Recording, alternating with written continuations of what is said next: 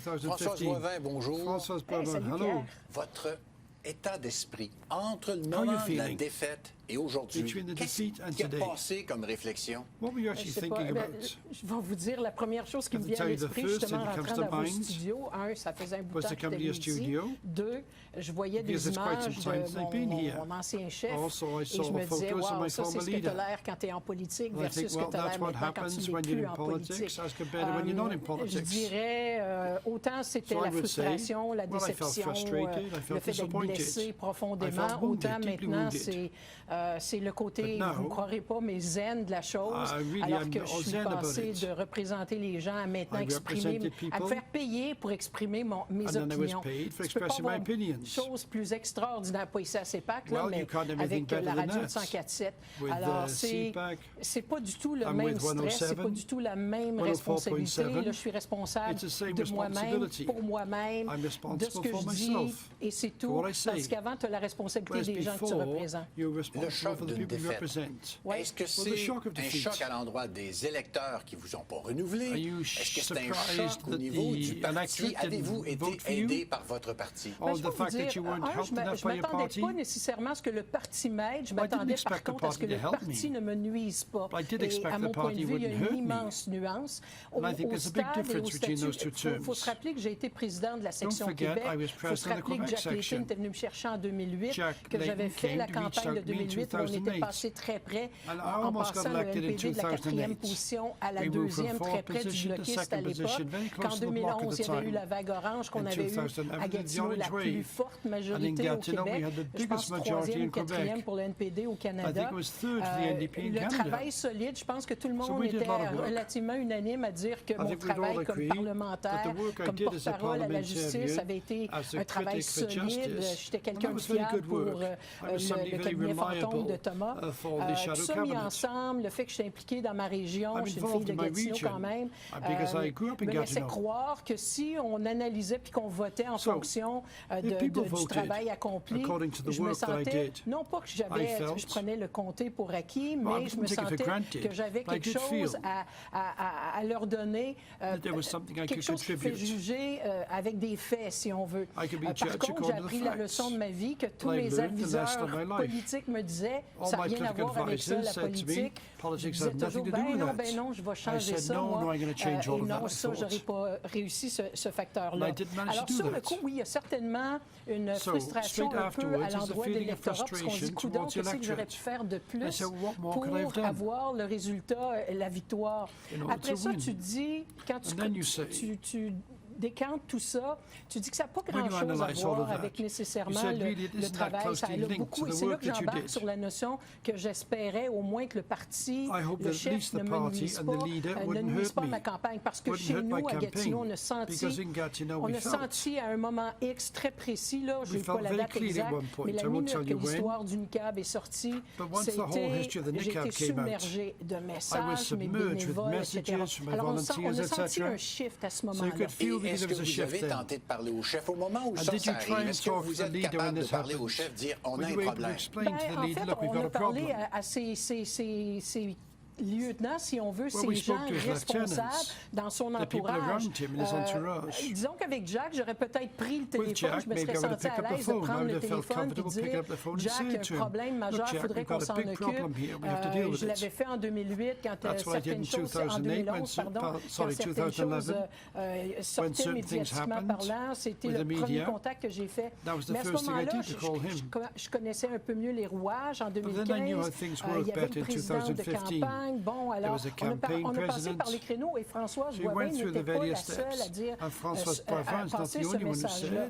Et dans la réaction, en fait, le message qu'on recevait, c'était « Taisez-vous, c'est Radio Silence » et vous me connaissez, moi, je ne suis pas très Radio Silence. Alors, j'ai essayé de faire excusez l'expression anglaise, « damage control », du contrôle de dommages, avec mes partisans. Fait que je m'imaginais juste, imaginez, Pierre, si le dommage était fort parmi mes fans, là, ceux qui me suivent à tous les jours sur mon Facebook, sur les réseaux sociaux, qui m'écrivent des messages incroyables, qui eux autres remettent en question le fait de voter pour moi à cause d'une position sur le niqab. Alors, dans ma tête, moi, ce n'était pas tellement la position comme la façon qu'on traitait de cette question-là. Comment est-ce que le chef a fait valoir sa conviction? Je ne lui reproche pas sa conviction, je lui reproche la façon de l'avoir exprimée. Puis on ne peut pas se cacher derrière nos organisateurs, à mon point de vue, parce que, ultimement, nous sommes les personnes responsables. Moi, je ne blâme pas mon équipe de campagne qui a fait un travail extraordinaire. Je me regarde et je me dis, c'est moi qui ai perdu le point à la ligne. Mais une fois que l'élection est passée, est-ce que vous pouvez partager ça avec M. Booker? Est-ce que vous cognez à sa porte ou est-ce que lui cogne à votre porte? Ça, c'est une question intéressante parce que quand je suis entrée ici, mon premier réflexe, c'était de dire, mon Dieu, je pense parce que quelqu'un m'a dit qu'il était passé dans vos studios pas longtemps avant moi, puis ça aurait été intéressant de se croiser parce que ça aurait probablement été la première fois depuis longtemps, mais plus que le 19 octobre, parce que quand il est venu ici, quand il a parti sa campagne électorale, qui en partant pour moi lançait un mauvais message d'être tout seul, planté tout seul, t'es dans la région où on se rappelait que Jack Layton avait toujours parti plus ou moins ses campagnes électorales de la grande région de l'Outaouais, parce que c'est ici finalement que la vague orange a commencé. Après l'arrivée de Tom, le travail qui était président de la section Québec, le mandat qu'on m'avait donné d'aider à aller les créer, les enraciner, créer quelque chose de plus solide pour le NPD. Alors, c'est un peu de savoir qu'il avait commencé ici sans nous contacter pour dire on va donner l'impression d'une équipe solide. Moi, je le répétais, je ne sais pas combien de fois, comment important de démontrer que pour faire face à un gars comme, par exemple, une personne comme Justin Trudeau qui représente la jeunesse, qui représente peut-être la nouveauté, mais qui est encore entouré de beaucoup de personnes plus âgées, lui qui est entouré d'une équipe de jeunes, en disant, lui, je parle de Thomas, il fallait les mettre en évidence. Alors, la réponse c'est non, on ne s'est pas croisés. Est-il l'homme de la situation? Le parti est en congrès, les délégués vont le regarder, il va s'expliquer, mais vous pensez quoi? Est-ce que c'est l'homme pour affronter Justin Trudeau à la prochaine élection? Je peux vous dire, la question n'est peut-être pas aussi simple que ça à y répondre. C'est sûr que c'est tentant de dire que non, il n'est pas l'homme de la situation pour la simple et bonne raison qu'il n'a pas réussi avec tellement un fort pourcentage quand on a commencé la campagne électorale. Sa performance extraordinaire comme chef de l'opposition officielle, tout le monde le reconnaît. Tout ce qu'il suffisait de faire, c'était une campagne qui était inspirante. Et c'est probablement ça qui a manqué le plus, de sentir comment le fait d'avoir un gouvernement néo-démocrate à la tête de ce pays-là après une dizaine d'années de Stephen Harper, ce sentiment de soulagement que la population canadienne ressent présentement de s'être débarrassée de Stephen Harper. Il n'y a rien qui fait qu'on n'aurait pas pu, nous, avec l'équipe aguerrie de gens qui entouraient le chef, avec les qualités du chef, de faire quelque chose d'extraordinaire avec ça. Alors, ce sentiment d'avoir été si près, de repartir de si loin, il va y avoir du gros travail à faire. Est-ce qu'il est l'homme de la situation? Je pense que c'est la question que les personnes qui seront présentes à la Convention auront à se poser. C'est pas simplement parce que je lis beaucoup sur le sujet, même si j'essaie de m'en détacher un peu parce que la politique active, autre que la commenter, m'intéresse plus du tout. Mais dans ce contexte-là, je me dis, il faut sortir du fait de « Ah, ben il n'y a pas d'autres candidats. Ah, ben il faut lui donner une autre chance parce que l'NPD est réputé pour avoir toujours donné. » Par contre, si on regarde les chiffres, on regarde Mme McLaughlin, qui avait eu la pire défaite, ou une des pires défaites en 93, elle a eu juste une chance. Puis après ça, c'était salut, bonsoir. Elle s'est retirée d'elle-même.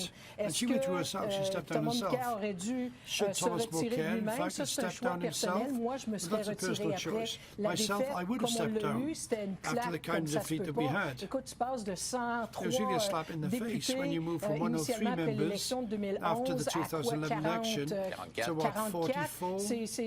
Et ceux qui restent, si moi je suis une fille de chiffres, je suis une maniaque de taux et ainsi de suite, ont gagné par la peau des fesses dans la grande majorité. Il y a des coins du pays où on n'est plus là, en Atlantique, le Québec, peu importe qu'on dise qu'on qu'on a une bonne délégation, c'est une claque en mot-à-dit. Alors moi, je pense qu'il va falloir que les délégués regardent tout ça, repensent à qu'est-ce qu'ils veulent voir, qu'est-ce qu'ils veulent comme objectif pour l'NPD. Si on veut, parce qu'un parti politique, par définition, aspire à s'en aller au pouvoir un jour, sinon c'est un lobby, c'est rien d'autre qu'un lobby d'intérêts disparates sur l'environnement, les mesures sociales, les travailleurs, etc., etc.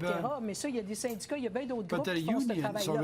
Je pense qu'ils doivent regarder en fonction de 2019 et ils doivent se poser les vraies questions puis pas avoir peur des vraies réponses dans ce contexte-là. En terminant, Françoise Boivin, quel pourcentage un chef a besoin pour avoir le sentiment que ça va bien dans la gang? Plus 75, plus 80? Moi, je vous dirais que pour avoir vraiment ce qu'on appelle l'autorité morale, je dirais qu'il faut que ce soit au-dessus de 80%. Entre 70 et 80, dans mon livre à moi, c'est un peu une probation. Je suis contre les probations en matière de leadership. Là, à mon avis, c'est contre-productif, mais en tout cas, les membres feront bien ce qu'ils voudront. Je sais que c'est 50+1. On se leurra pas. Là, si tu veux avoir... Si tu ne peux pas vivre les périodes libérales d'entretuage, de division, essaye d'avoir quelque chose de solide. Moins que 70%, à mon avis, c'est oublie ça. Dis un gros merci. On dit merci aussi parce que c'est pas évident que d'être chef d'un parti. Et surtout, en terminant, Pierre, je vous dirais, n'oubliez pas le Québec. Jack Layton avait compris que la force du NPD, la chance du NPD de prendre le pouvoir un jour devait passer par le Québec. Si on se satisfait des résultats de 2015 au Québec pour dire qu'on a de l'avenir, moi je vous dis qu'on fait fausse route. Alors il va falloir qu'on soit plus sensible. N'oubliez pas qu'ils élisent un exécutif, ça veut dire une présidence, ça prend des gens bilingues, ça prend des gens rassembleurs, ça va prendre un tout pour que ce parti-là ait de l'espoir en 2007. Françoise Boivin, merci beaucoup. Ça me fait plaisir.